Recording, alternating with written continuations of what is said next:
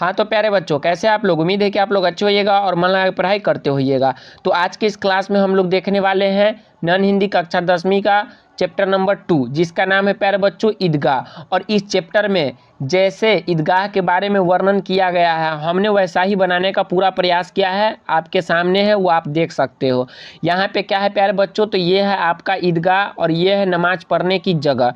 और ऐसा ही जगह का वर्णन आपके चैप्टर में किया गया है। तो यदि आप चैप्टर को चित्र की मदद से समझते हो तो आपको क्या होगा कि पूरा चैप्टर लाइन से यानी कि क्रम से आपके दिमाग में सेट हो जाएगा कि किस तरह से कौन सी बात ईदगाह चैप्टर में की गई है। और हिंदी एक ऐसा विषय है प्यारे बच्चों, जिसमें आपको एक एक लाइन में ऑब्जेक्टिव छुपा रहता है, एक एक लाइन आपको ध्यान में रखना पड़ेगा। ठीक है, तो आपके ईदगाह चैप्टर में बताया गया था कि ईदगाह का मतलब क्या होता है। तो ईदगाह का मतलब होता है ऐसी जगह जहाँ ईद और बकरीद की नमाज पढ़ी जाती है। तो आपके इस चैप्टर में बताया गया था कि ईदगाह के नीचे जो है क्या है, तो पक्का फर्श है। तो हमने पक्का फर्श भी लाने का काम किया। उसके बाद में उसमें कहा गया है कि उसमें एक इमली के पेड़ का क्या है, तो छाया है। तो आप देख सकते हो कि यहाँ पे हमने एक इमली का पेड़ भी बनाने का प्रयास किया। यहाँ पे हमने लिख दिया है कि यह एक इमली का पेड़ है। और इधर साइड में क्या है, तो आपके निहाल सर का एक पोस्टर लगा हुआ है। ये आपके चैप्टर में नहीं है, बट निहाल सर मानते नहीं है, कहीं भी अपना पोस्टर ठोक ही देते हैं। तो चलिए, ईदगाह में भी एक पोस्टर हमने ठोक दिया है। और बात करते हैं हम लोग इस क्लास में क्या क्या देखने वाले हैं। तो इस क्लास में हम लोग देखने वाले हैं प्यारे बच्चों बहुत ही इंपॉर्टेंट क्वेश्चन, जो आपके बिहार बोर्ड परीक्षा 2025 के लिए इंपॉर्टेंट है। और जो भी क्वेश्चन बिहार बोर्ड 2025 में पूछा जाएगा वो सभी हमने इस नोट्स में डाल दिया है, जो कि आपको बहुत ही ज़्यादा फायदा पहुंचाने वाला है। तो चलिए हम आपको नेक्स्ट पेज की तरफ ले चलते हैं, जो काफ़ी ज़्यादा मज़ेदार है आपके लिए और आपके मोटिवेशन के लिए। प्यारे बच्चों, हमने क्या लिखा है देखिएगा, यहाँ पे आप ध्यान से, हमने लिखा है कि जिसे हार्ड वर्क करना आता है उसके लिए दुनिया में नामुमकिन जैसे कोई शब्द नहीं है। प्यारे बच्चों, यदि आप किसी सिलेबस को अच्छे से पढ़ते हो, हार्ड वर्क करते हो, स्मार्ट वर्क करते हो, खूब ज़्यादा मेहनत करते हो प्यारे बच्चों, तो आपके लिए वो सिलेबस आसान हो जाएगा। वैसा ही हमने इस नोट्स को बनाने में बहुत ही ज़्यादा हार्ड वर्क किया है और बहुत ही ज़्यादा मेहनत किया है, ताकि आपको अच्छे से समझ में आए। तो टाइम लग गया थोड़ा सा, बाढ़ का एरिया था प्यारे बच्चों, यहाँ लाइट की कमी थी, इसके लिए 4-5 दिन के बाद ये वीडियो आ रहा है, तो इसके लिए मैं माफ़ी चाहूँगा। ठीक है, लेकिन आपके लिए बहुत ही बेहतरीन नोट हमने बनाया है इस समय में। ठीक है, तो चलिए चलते हैं अगले पेज की तरफ। आप इसे याद रखिएगा कि जिसे हार्ड वर्क करना आता है उसके लिए दुनिया में नामुमकिन जैसे कोई शब्द नहीं है। ठीक है प्यारे बच्चों, तो चलिए चलते हैं नेक्स्ट पेज में। तो यहाँ से हमारा चैप्टर क्या होता है प्यारे बच्चों, तो शुरुआत हो जाता है। और आपके चैप्टर जो है काफ़ी ज़्यादा इंटरेस्टिंग है, आपके बुक में जो दिया गया है उसी हिसाब से हमने नोट बनाया है। आप जानते हो कि ईदगाह जो है एक कहानी है, जिसके लेखक कौन है, तो मुंशी प्रेमचंद जी है। तो उनके बारे में भी हम पूरे अच्छे से डिटेल में बात करने वाले हैं। तो आपको पता है कि अभी क्रैश कोर्स चल रहा है NH कोचिंग सेंटर के यूट्यूब चैनल पर, और आज है यह दूसरा चैप्टर, जिसका नाम है प्यारे बच्चों ईदगाह। और यह 10th क्लास का नॉन हिंदी है, 100 नंबर का आता है आपके बोर्ड परीक्षा में, जिसमें व्याकरण भी शामिल होता है। और इस क्रैश कोर्स में हम आपको व्याकरण भी पढ़ाएंगे और आपके हिंदी में आने वाले जो 23 के 23 चैप्टर है वो भी पढ़ाएंगे। पहले हम आपको बुक पढ़ाएंगे, फिर उसके बाद में उस चैप्टर का नोट्स देंगे। उसके बाद में आपका जो भी एग्जाम में आने वाला इंपॉर्टेंट क्वेश्चन होगा उसका अलग से नोट आएगा प्यारे बच्चों, जो एग्जाम के कुछ ही दिन पहले जारी होगा। इस चैनल पे आप देख लेना। ठीक है, तो चलिए हम चैप्टर की शुरुआत करते हैं। आप देखोगे यहाँ पे बहुत ही मज़ेदार तरीके से नोट को तैयार किया गया है। यदि आप चाहते हो कि ये नोट आपके पास भी हो प्यारे बच्चों, तो आप यहाँ पे मैसेज कर सकते हो। आप क्या चीज़ है, नंबर हमारा है यहाँ पे लिखा हुआ, आप देख सकते हो क्या नंबर है। नंबर है आपके सर का, क्या नंबर है यहाँ पे, तो व्हाट्सएप नंबर है जो शुरू होता है प्यारे बच्चों 9031 से और ख़त्म होता है 4259 पर। यानी पूरा नंबर है 9031724259।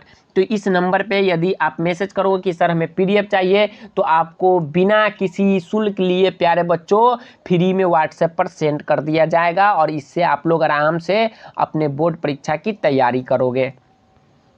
तो चलिए हम चलते हैं चैप्टर की तरफ। चैप्टर का नाम है प्यारे बच्चों ईदगाह, ठीक है, आपको समझ में आ गया होगा कि पीडीएफ कैसे मिलेगा। उसके बाद में हम चलते हैं कि लेखक जो है, लेखक इस चैप्टर का राइटर जो है, रचनाकार जो है वो कौन है, तो आपके मुंशी प्रेमचंद जी हैं, जिनका जन्म प्यारे बच्चों 31 जुलाई 1880 ईस्वी में हुआ था और इसका देहांत हो गया था प्यारे बच्चों 8 अक्टूबर 1936 में।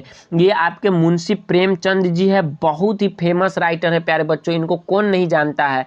तो चलिए बताते हैं हम आपको। यदि आपसे पूछा जाए इस चैप्टर का विधा क्या है, यह किस ढंग का, किस प्रकार का चैप्टर है, तो आप बोलोगे कि ये एक कहानी है जो मुंशी प्रेमचंद के द्वारा लिखा गया था। क्या आपको इतना चीज़ याद हो गया प्यारे बच्चों? यदि याद हो गया तो कमेंट में आप हमें बताइए कि यस सर याद हो गया। उसके बाद में हम आपको बताते हैं कि यहाँ पे आप देख सकते हो साइड में ये कौन है, तो ये अमीना है, ये प्यारा सा बच्चा हामिद है।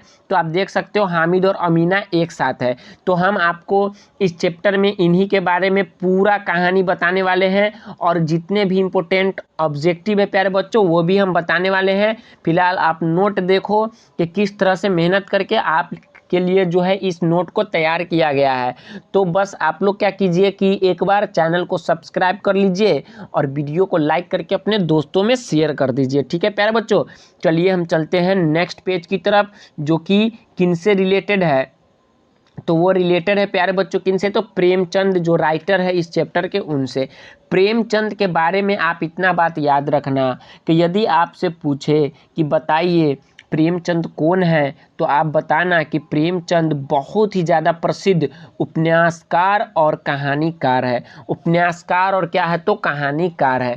यदि आपसे पूछे कि बताइए प्रेमचंद को क्या कहा जाता था, तो आप कहिएगा कि प्रेमचंद को कलम का सिपाही कहा जाता है और उपन्यास सम्राट भी कहा जाता है। तो इतना बात आपको याद हो गया होगा कि प्रेमचंद कौन थे, तो प्रसिद्ध उपन्यासकार और कहानीकार है और इनको क्या कहा जाता था, तो कलम का सिपाही कहा जाता है और उपन्यास सम्राट भी कहा जाता है प्यारे बच्चों, ठीक है। तो इतना बात यदि आपका क्लियर हो चुका है तो चलिए हम चलते हैं अगले पेज की तरफ प्यारे बच्चों, ठीक है। अगला पेज आपके सामने आ चुका है और यहाँ पे आपका चैप्टर का नाम लिखा हुआ है, जिसका नाम है प्यारे बच्चों ईदगाह। इसका पहला पॉइंट हमने लिखा है कि यह कहानी बाल मनोविज्ञान पर आधारित है, ठीक है प्यारे बच्चों। यह कहानी किस पे आधारित है, तो बाल मनोविज्ञान पे आधारित है। उसके बाद कहता है कि यह कहानी वंचित बचपन के परिस्थितियों पर कैसे टिप्पणी करती है, तो मार्मिक ढंग से टिप्पणी करती है, ठीक है, मार्मिक ढंग से टिप्पणी करती है। काफ़ी ज़्यादा इंपॉर्टेंट है ये दोनों ऑब्जेक्टिव आपके बोर्ड परीक्षा 2025 के लिए, ठीक है। उसके बाद है अभावग्रस्त जीवन बाल मन को कैसे सोचने पर मजबूर कर देता है, तो वयस्क की तरह, कैसे सोचने पर, वयस्क की तरह। एक गरीब बच्चा इसमें है जिसका नाम है प्यारे बच्चों क्या चीज़, तो हामिद। वो काफ़ी छोटा है लेकिन उसका जीवन अभावग्रस्त है ना, हर चीज़ के लिए वो बच्चा तरस जाता है।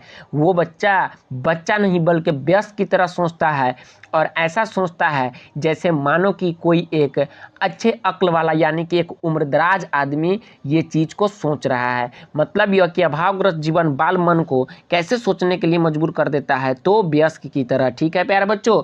तो चलिए नेक्स्ट पेज की तरफ हम लोग चलते हैं। अगला पेज आपका आता है, ये भी काफ़ी ज़्यादा इम्पोर्टेंट पेज है। इसमें से भी आपके ऑब्जेक्टिव बनते हैं, काफ़ी ज़्यादा बनते हैं और यहाँ से क्वेश्चन बहुत बार पूछ चुका है बच्चों। क्रैश कोर्स चल रहा है जिसमें आपको बहुत कुछ पढ़ाया जाता है और आपके बोर्ड परीक्षा का तैयारी कराया जाता है। तो लाइन से आप लोग वीडियो को देखिएगा, लाइव क्लास भी कीजिएगा हिंदी का। तो चलिए हम आपको बताते हैं, इस पेज में हम लोग पढ़ने वाले हैं हामिद के बारे में, ठीक है। हामिद के बारे में पढ़ेंगे और हामिद के डिटेल के बारे में पढ़ेंगे कि हामिद कौन था, कितने उसका उम्र था, ठीक है, मम्मी पापा का क्या हुआ, अब किसके साथ रहता है, टोटल बात हम लोग देखेंगे प्यारे बच्चों। आप इधर चित्र देख पा रहे होइएगा, यहाँ पे लिखा हुआ हामिद अपने दादी के साथ। ये जो हामिद लड़का है वो किसके साथ है, तो अपने दादी के साथ है, ठीक है। क्या लिखा हुआ है कि ईदगाह कहानी का नायक कौन है। यदि आपसे एग्जाम में पूछे कि बताइए ईदगाह कहानी का नायक कौन है, तो आप देख लेना, उसमें हामिद ऑप्शन होगा, उसमें टिक लगा देना, आपका 1 नंबर आ जाएगा। उसके बाद में कहता है हामिद का उम्र कितना था, तो हामिद का उम्र था 4 से 5 साल। ठीक है बच्चों। उसके बाद है पिता के मौत का कारण क्या बना, उनका जो पिता था उनको कैसे मरे, उनका मौत का कारण क्या था, तो आप बताना कि हैजा।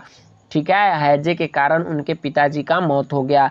माता के मौत का कारण, माता के मौत के कारण क्या हुआ, तो पीली होती होती एक दिन क्या हो गई, वो भी मर गई। ठीक है। उसके बाद दादी का नाम क्या था, तो दादी का नाम था अमीना। अब वो दादी के साथ में रहता है। पीडीएफ लेने के लिए प्यारे बच्चों आप मैसेज कीजिए 9031724259 पे, आपको मिल जाएगा। ठीक है, ये काफ़ी ज़्यादा इंपॉर्टेंट ऑब्जेक्टिव थे। चलिए एक बार और हम आपको समझाते हैं, इस चीज़ को याद कराने का प्रयास करते हैं प्यारे बच्चों। क्या है ईदगाह कहानी का नायक कौन, हामिद। उम्र कितना, 4 से 5 साल। पिता के मौत का कारण क्या था, तो हैजा। माता के मौत का कारण क्या था, तो पीली होती होती मर गई। ठीक है। और दादी का नाम क्या है, तो अमीना। जब उनके माता पिता इंतकाल कर गए, मर गए, तो वो अब किनके साथ में रहता है, तो अपने दादी है ना अमीना के साथ में हामिद रहता है। आप यहाँ पे देख सकते हो इस चित्र में। ठीक है, तो ये हो गया आपका पृष्ठ समाप्त। चलिए चलते हैं नेक्स्ट पेज की तरफ प्यारे बच्चों। ठीक है। और यदि आपको क्लास करने में अच्छा लगता है, आपको वीडियो देखने में अच्छा लगता है, तो आप अपने दोस्तों में भी शेयर कीजिए, पीडीएफ प्राप्त कीजिए और इसे अच्छे से क्या कीजिए, तो याद कीजिए। काफ़ी ज़्यादा इम्पोर्टेंट है आपके बोर्ड परीक्षा के लिए। हिंदी 100 नंबर का आता है, तो आप ऐसे ही मत छोड़ देना इसको। ठीक है। क्या है वीवीआई ऑब्जेक्टिव हम लोग देखने वाले हैं इस पेज में प्यारे बच्चों, जो आपके बोर्ड के लिए इम्पोर्टेंट है। क्या है, रमजान के कितने रोज़ों के बाद ईद आती है, रमजान के कितने रोज़ों के बाद में ईद आती है। बच्चे बच्चे को पता है कि 30 रोज़ा के बाद में क्या आती है, तो ईद आती है। उसके बाद में है सबसे ज़्यादा प्रसन्न कौन था। हमने इस चैप्टर का एक एक लाइन पढ़ाया है, यूट्यूब पर जाके लाइव क्लास में आप देखोगे तो उसमें से ये ऑब्जेक्टिव आ रहा है। क्या पूछ रहा है अंदर से ऑब्जेक्टिव, कि सबसे ज़्यादा प्रसन्न कौन था, तो हमने वहाँ पे आपको बताया था कि उनमें सबसे ज़्यादा प्रसन्न जो थे बच्चे थे, यानी कि लड़का था। ठीक है। लड़के क्यों इतना ज़्यादा प्रसन्न थे, तो लड़कों के जेब में क्या भरा था, तो कुबेर का धन भरा था, पैसे भरे थे। और उनको देख देख कर और गिन गिन कर उनको क्या कर रहे थे, तो वो लोग खुश हो रहे थे। अमीना कहाँ बैठ कर रो रही थी, तो अमीना बैठ के रो रही थी कोठरी में, क्योंकि ईद का दिन था और उनके घर में एक दाना नहीं था प्यारे बच्चों खाने के लिए, है ना। और तो और वो जो छोटा सा बच्चा था हामिद, है ना, उनको जो है ईदगाह तक कैसे पहुंचाया जाए, ये सब सोच सोच कर, है ना, उनके माता पिता वो भी नहीं थे, है ना, उनके जो है जूते नहीं थे, ये सब सोच सोच कर बहुत ही ज़्यादा दुखी हो रही थी और अपने कोठरी में बैठकर अमीना रो रही थी प्यारे बच्चों। तभी तभी वहाँ पे आवाज़ आता है कि तुम डरना नहीं अम्मा, मैं सबसे पहले आऊँगा, बिल्कुल न डरना। यह किसने कहा प्यारे बच्चों, तो ये हामिद ने अपने दादी से कहा। ठीक है।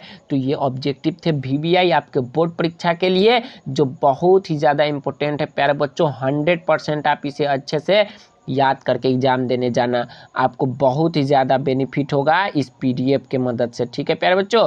तो चलिए हम आपको बताते हैं अगले पेज में क्या लिखा हुआ है। अगले पेज में लिखा हुआ है वीवीआई ऑब्जेक्टिव क्या है, अमीना का दिल खाली स्थान। उसके बाद में लिखा हुआ है रहा है, तो इस खाली स्थान में क्या भराएगा, तो कचोटना। उसका जो दिल था अमीना का दिल, वो कचोट रहा था, है ना, घबरा रहा था। तो इसका मतलब क्या हो गया कि इस खाली स्थान में भराएगा कचोट, यानी अमीना का दिल कचोट रहा है। ठीक है। चलिए इतना बात आपको समझ में आ गया होगा। उसके बाद में क्या है प्यारे बच्चों, तो गांव से ईदगाह कितनी कोस दूर है, ये ऑब्जेक्टिव आपसे पूछा गया है कि गांव से जो ईदगाह है, आप देख सकते हो इधर ईदगाह का फोटो लगा हुआ है प्यारे बच्चों।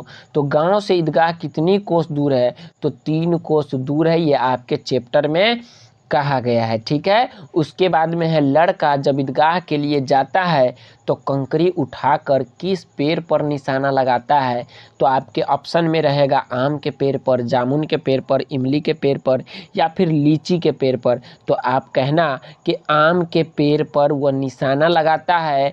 जैसे ही निशाना लगाता है कि अंदर से कौन गाली देता हुआ बाहर निकलता है प्यारे बच्चों, तो आपको हम बता दें कि उस बाग का जो मालिक होता है ना, वो उसमें जो माली होता है, माली, ठीक है, तो माली जो है अंदर से गाली देता हुआ निकलता है। यानी कि जब बच्चे कंकरी मार रहे होते हैं तो अंदर बैठा होता है माली, ठीक है, जो उस बाग का रक्षा करने वाला मालिक बन के बैठा हुआ है। तो वही क्या करता है, माली अंदर से गाली देता हुआ निकलता है कि कौन है रे, किसने ये पत्थर मारा रे, है ना प्यारे बच्चों, आप समझ रहे हो। उसके बाद में है ईदगाह के पास किन वृक्षों की छाया थी। तो आप देख सकते हो कि आपका यहाँ पे ईदगाह है, ईदगाह है और उसमें एक इमली का पेड़ था। क्या था प्यारे बच्चों, इमली का पेड़ था जिसका छाया वहाँ पे बन रहा था। ओके, चलिए चलते हैं अगले पेज की तरफ। आपको इतना अच्छे से याद हो गया होगा।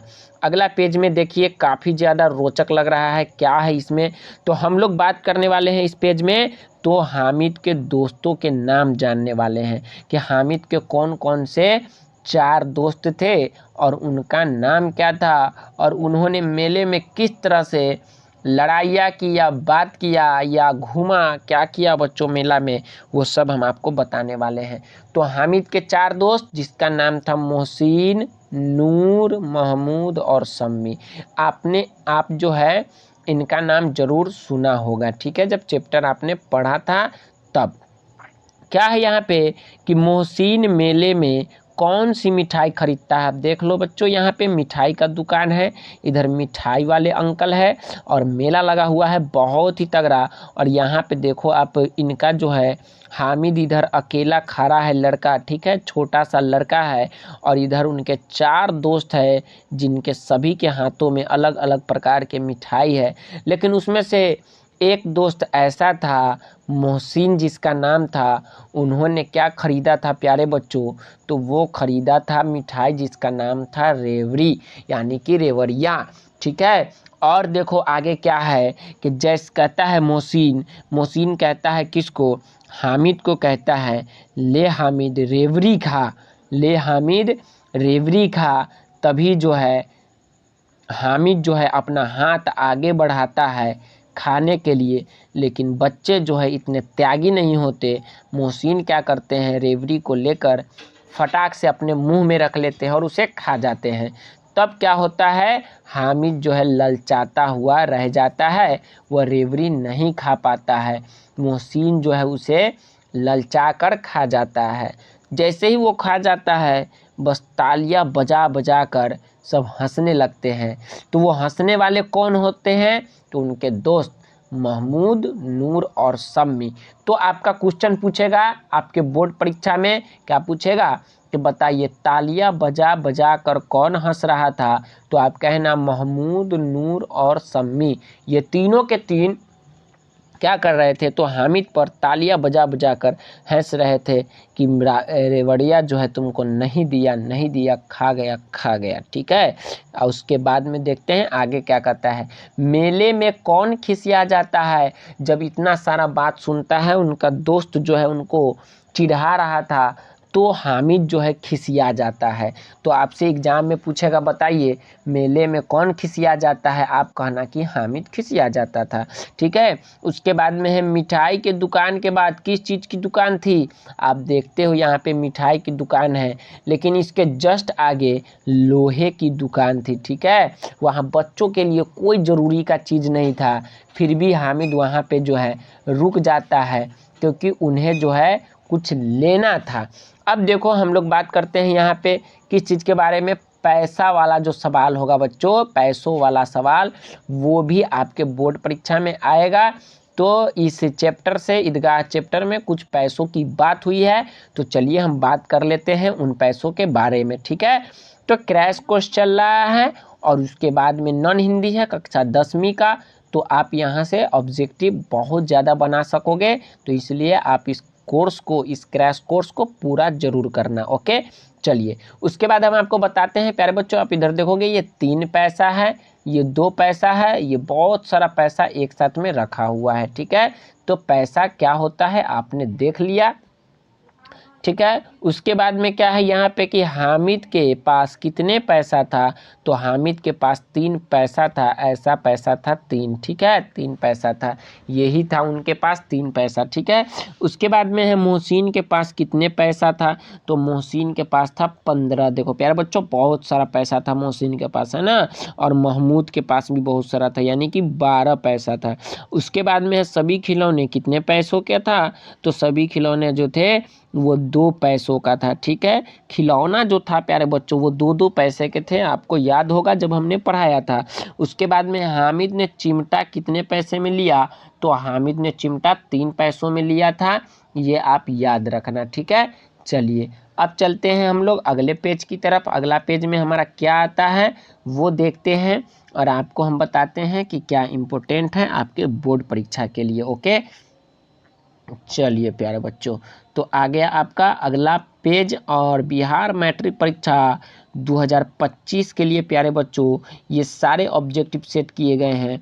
क्या है वह, खिलौनों, है ना, खिलौना वाला सवाल। इसमें हम लोग देखने वाले हैं क्या चीज़, तो खिलौना वाला सवाल।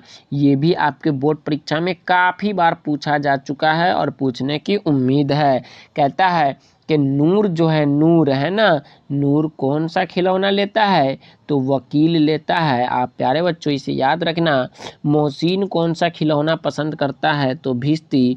और महमूद तो सिपाही, और सम्मी तो खंजरी। ये बात आपको याद होना चाहिए अच्छी तरीक़ा से। आप एक बार और अच्छे से समझ लो, ये खिलौना वाला सवाल है और खिलौना वाला सवाल आपके बोर्ड परीक्षा में आते हैं। नूर क्या लेता है, तो वकील। मोहसिन तो भिश्ती। महमूद सिपाही, सम्मी खंजरी।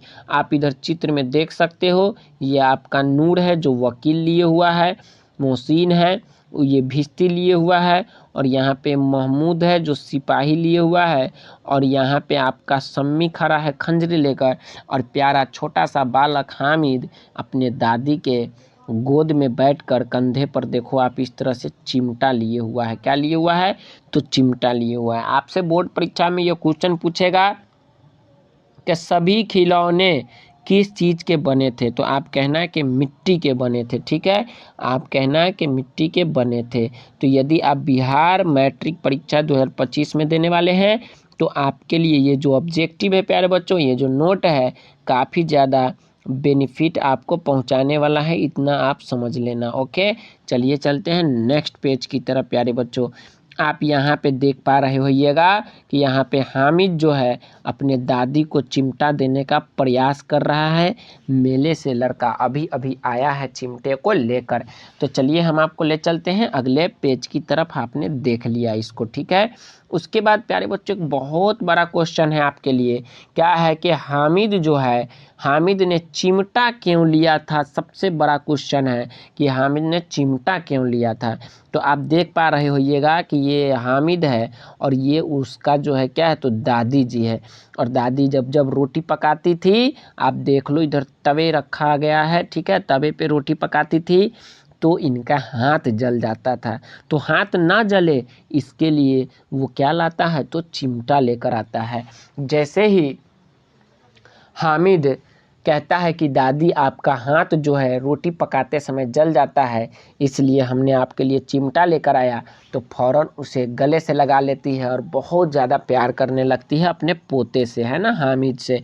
तो ये रोटी पकाती थी तवे पर तो इनका हाथ जल जाता था, ना जले इसलिए हामिद ने चिमटा लेकर आया था। लिख दिया हमने उत्तर में कि तवे से रोटी उतारते समय दादी की हाथ न जले, इसके लिए वो क्या लाया था, तो चिमटा लेकर आया था, ठीक है।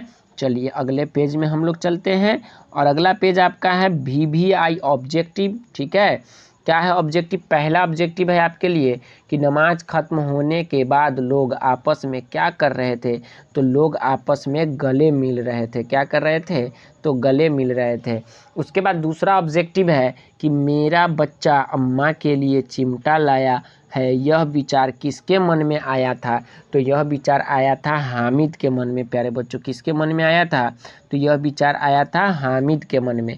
उसके बाद तीसरा ऑब्जेक्टिव आपका है किसने हंसकर कहा यह चिमटा क्यों लाया पगले, इससे क्या करेगा, तो मोहसिन ने कहा था मेले में कि ये चिमटा लाकर तू क्या करेगा, ये चिमटा को क्यों ले लिया, ये साफ पागल लड़का है ना। चौथा में है किसने कहा चिमटा कोई खिलौना है, तो वो महमूद था कहने वाला, ठीक है, महमूद ने कहा था कि चिमटा कोई खिलौना है। उसके बाद 5वां नंबर ऑब्जेक्टिव आपका कहता है कि ईदगाह कहानी में चिमटा को किन किन रूपों में प्रयोग किया है, तो ये आपको याद होना चाहिए। कहता है कंधे पर रखने से बंदूक बन जाता था उसका, हाथ में लेने से फकीरों का चिमटा, तो ये 2 रूपों में प्रयोग किया है किसने, तो हामिद ने अपने चिमटे को। नेक्स्ट पेज की तरफ हम लोग चलते हैं और अगला पेज आपके लिए आता है आपके बोर्ड परीक्षा में 1-2 नंबर दिलाने के लिए। क्या है वो अब पेज, वो आपके सामने में आ चुका है प्यारे बच्चों, और इसमें भी हम देखने वाले हैं VBI ऑब्जेक्टिव आपके बोर्ड परीक्षा के लिए। छठा, हामिद अपने चिमटा को क्या समझता था, तो हामिद अपने चिमटा को बहादुर शेर, रुस्तमे हिंद, खिलौनों का बादशाह, ठीक है। उसके बाद में 7वां कहता है गांव पहुंचकर बच्चों ने क्या किया, तो गांव पहुंचकर बच्चों ने अपने अपने खिलौनों से खेला, ठीक है। उसके बाद है 8वां कि चिमटा देखकर अमीना के मन में कैसा भाव जगा, तो चिमटा जैसे ही देखी उनके मन में 2 तरह के भाव जगा। पहला भाव तो यह जगा कि पहले देख के वो गुस्सा हो गई कि ये कैसा बेसमझ लड़का है, न कुछ खाया न पिया, पूरे मेले में सब कुछ देख के कितना ललचाया होगा और लाया क्या चिमटा। फिर जैसे ही वो सुनती है कि ये चिमटा क्यों लाया, तो उसका जो प्रेम है, वह जो गुस्सा था वो प्रेम में बदल जाता है, प्रेम बढ़ जाता है।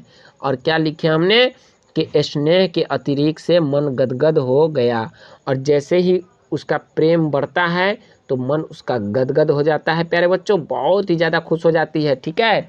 और उसके बाद में चलते हैं अगले पेज की तरफ। काफ़ी ज़्यादा इंपॉर्टेंट VBI ऑब्जेक्टिव थे आपके बोर्ड परीक्षा के लिए, लेकिन आप याद रखना इनके अलावा जो है आपसे कुछ शब्दार्थ भी 1-2 याद रहना चाहिए, वो पूछेगा, ठीक है। 1-2 क्या है शब्दार्थ में, सबसे पहला शब्दार्थ हमने आपके लिए लिखा है क्या चीज़ के जो इम्पोर्टेंट है हमने पहले उसे ही लिखा है। अभागिन का मतलब भाग्यहीन स्त्री होता है, ठीक है। गत का मतलब होता है पिछला, दिल का चोटना मतलब घबराना, ईदगाह मतलब जहाँ ईद की नमाज पढ़ी जाती है, और निगाह का मतलब होता है दृष्टि या नज़र।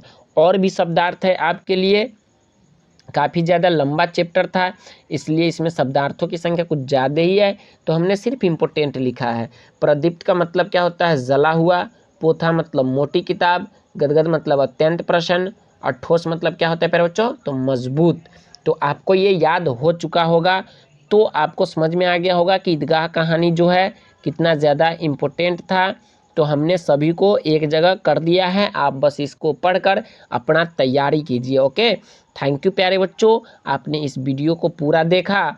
और ईदगाह चैप्टर का जो नोट था वो आपको कैसा लगा, क्या इसी तरह के नोट आप और चाहते हो, तो हमें आप कमेंट कीजिए। और चैनल पे नए आए हो तो चैनल को सब्सक्राइब जरूर कीजिएगा, और सबसे ज़्यादा ज़रूरी चीज़ अपने दोस्तों में भी शेयर कीजिए, उनको भी इस चैनल के बारे में बताइए, और बताइए कि यहाँ पे किस तरह का पढ़ाई होता है और किस तरह के नोट्स आपको दिए जाते हैं, ठीक है। तो मिलते हैं किसी नए टॉपिक के साथ नए वीडियो में, तब तक के लिए टाटा बाय बाय प्यारे बच्चों।